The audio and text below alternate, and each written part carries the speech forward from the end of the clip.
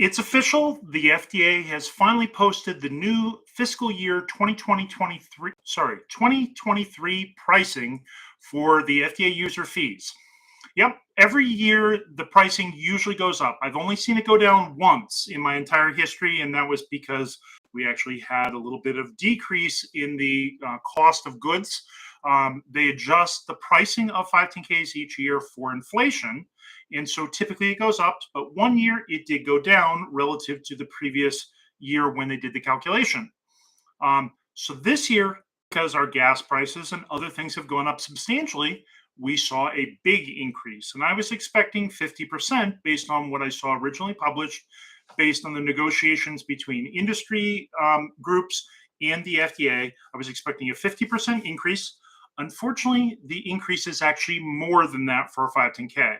Not for other types of submissions, but for the 510K, the increase was 55.9%. The total price that you're looking at for a standard fee of a 510K submission is now $19,870 for a 510K submission. So if you don't have small business status, you're almost putting out 20 grand. If you have small business status, and if you've been listening to our channel, you always apply on August 1st, and then you get the small business notice in the mail from, or in your email from the FDA 60 days later in the beginning of October, right about now, telling you, oh, here's your small business number. Now you can use that for the next fiscal year. And that reduces it by 75%. So that takes it down to $4,967. So therefore, just about $5,000 for the small business fee for a 510K. Now, the bigger thing I was worried about, because we work with a lot of startup companies that are developing very innovative devices that would be potentially breakthroughs. There are only about 25, 30 submissions typically that get cleared or are granted each year for a de novo. And I was curious, how many is it going to be? So they actually have had 71 submissions de novos that have been submitted so far this year for fiscal year or for 2022. I know that because we got 69, 70, and 71 last week. So those de novo submissions now are only going up by 17.8%.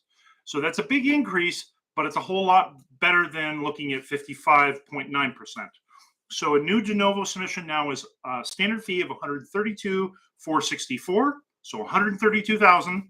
And if you have a small business status, it's $33,116. So it's about a $5,000 increase that we're seeing on the small businesses. So this is a big deal for small businesses that were planning on trying to get it in this year and couldn't get their testing done in time, and they have to pay this higher fee for fiscal year 2023. You're going to be paying $5 more grand. So it's not a small 1%, 2%, 3% increase. It's a 17.8% increase. We also have 513Gs. Those increased by also 17.8%. Most of the submission increases were 17.8%, except for the 510K. And the other one that is important for all companies that have a product that they're actually selling in the US is the annual establishment fee. October 1st is when your registration has to be paid again. You have until December 31st. However, if you plan on submitting a 510K during that period or any other type of regulatory submission, before you can pay the user fee for that, you have to be current on your establishment fees. So you need to come up with $6,493, and there is no small business discount for that. So all the companies that are registering for their establishment in the US, they have to come up with that $6,493, and that's a 14.47% increase. So if you're one of our clients, you've already been contacted that we're going to be doing the U.S. agent service again for this year. So companies that need to do the registration, a lot of our foreign customers, they use us as a U.S. agent.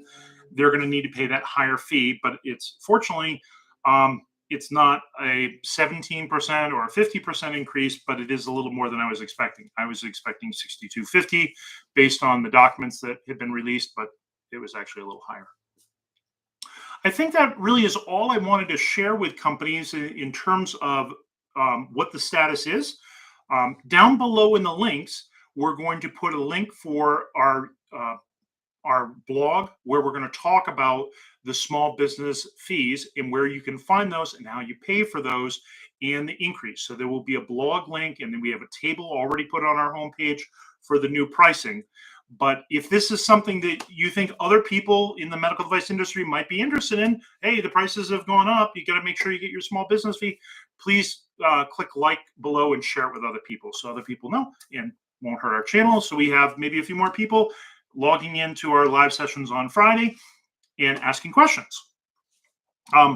We are also going to be doing a lot more on the 510K side. Last week, we did 6 submissions all in 1 week. Not something I wanted to do, but when testing, everybody was like, what do we have to do to try to get it done by the end of the fiscal year so we don't have to apply again for small business status? We want to get it done. We want to pay the lower fee. Everybody was trying to get it all done, and it crammed everything into that last week because the people were trying to get the testing done at the last minute. So we ended up doing 6 submissions. 3 of those were de novos. 1 was a 513G, and 2 of them were 510K. So we did an excellent job to get them all completed last week. And then this week I had to do an audit, so I still haven't gotten a rest. I got in last night a little after midnight. So I apologize for people that I haven't responded to your email yet. I'm still exhausted, and I will catch up this weekend. But the thing I wanted to let everybody know is that on October 13th, we're going to be doing the beginning of our 510K E-Star series.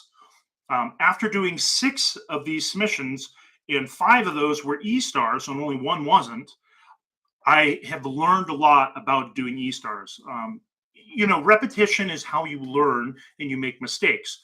But when you have to do 5 all at once in a week, you learn every single possible trick and every single possible mistake all at once.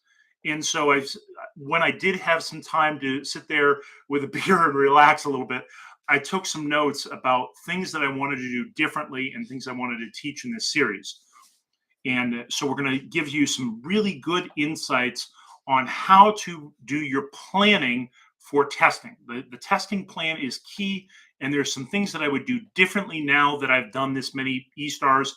Just little nuances, but they make a big difference to you at crunch time when you're trying to get out a submission.